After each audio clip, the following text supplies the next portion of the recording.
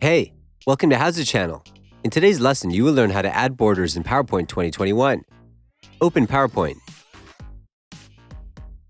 Right-click on the slide you need and choose Format Picture from the list. The Tool panel will open on the right side of the window. Go to Fill tab. Choose Line.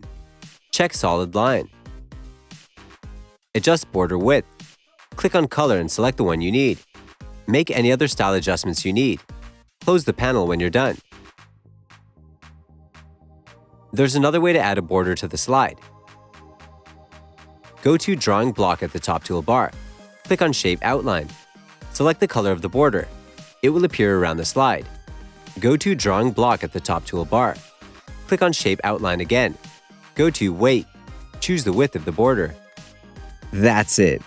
Thanks for watching the video. Please like it and let us know if you used any of our tips and tricks.